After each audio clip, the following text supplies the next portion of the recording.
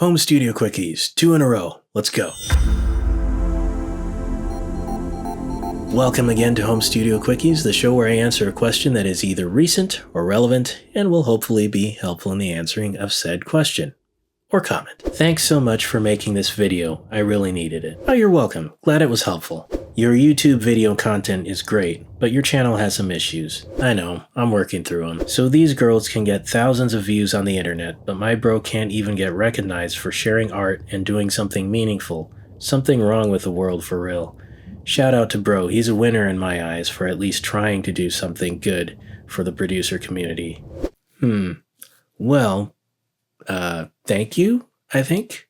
I appreciate the, that you're trying to pay me a compliment. I appreciate that. And this kind of bothers me. Two things can be true here. These girls, I can only guess what is meant by that. I'm guessing they're not in the music producer community. It's like, why else would they say these girls?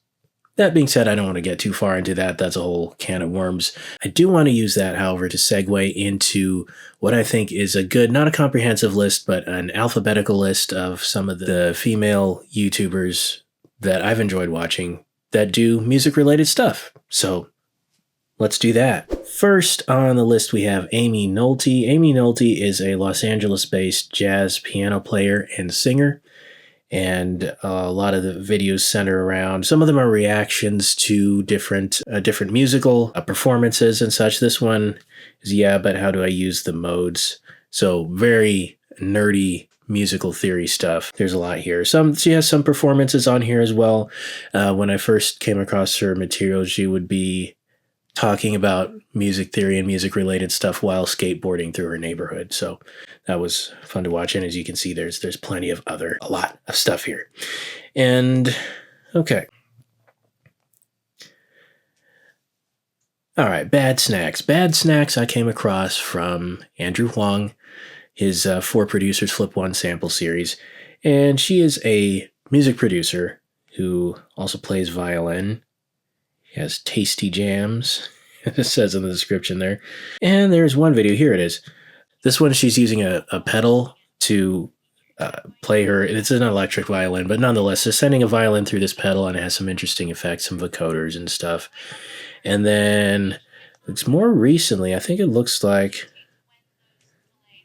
she started a podcast more recently. I have really fallen behind. I will have to catch up on that. Next, we have Courtney Hawkins is a music educator. She has videos about music education, tips, tricks, and everything else related to music production. And you have a bunch of links here.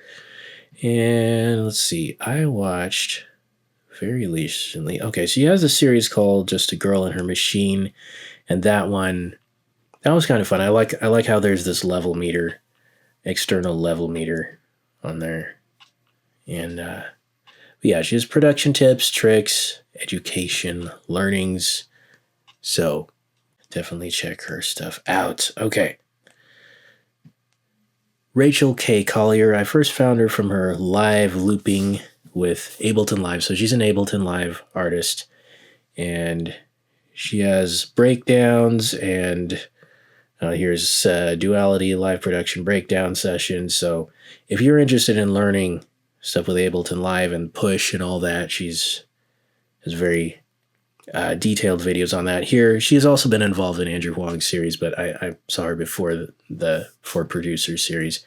But this one is Ableton Live Lite. Can you make a banger in both? The Live Lite versus the Suite. So definitely if you're on the fence about which version of Ableton to get, I would watch that video. Nahre Sol. Nahre Sol is a classically trained musician. She is in pursuit here. It says in pursuit of musical creativity, inspired by the past and the present. So she has this really cool series, and this, as you can see, is about 3 years ago, but Argentine tango as digested by a classical musician. So she would take a few different genres. There's this one tango. There was, I think, bossa nova and others, and then she would listen to it, digest it, figure out what was the standout feature, and then based on her experience and knowledge, she would then perform a song or create a song in that genre. Fascinating stuff. And then she has things with practice tips and such. Let's look at one of those really quickly. This one is what I want to play versus how I practice. Now, I'm a pianist, so this is really helpful for me, these things. I can't say I've done this one, but definitely thinking about it and seeing these different practice techniques has helped me. So Wylie I also found through Andrew Wong, and she is a music producer, also plays strings. Now, most of her content is in shorts, and some of them are kind of tutorial-ish. Most of them are like explorations of different things. Like in this one, she's creating a track entirely using a violin for all the sounds, including the drums. And she's also an Ableton user. So if you're interested in Ableton Live, once again, you can check this out and see what's possible. So yeah, all this stuff is above my skill level, but I like listening to people above my skill level because it's fun and I get to learn a lot of stuff.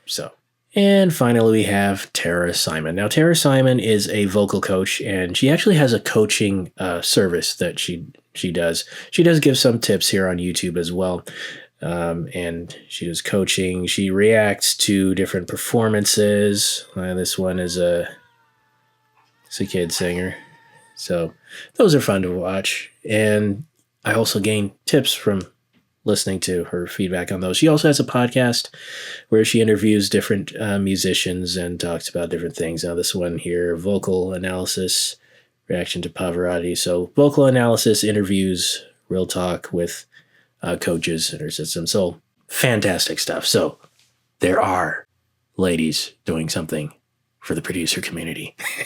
All right, that's it for this one. See you next time. Stay curious.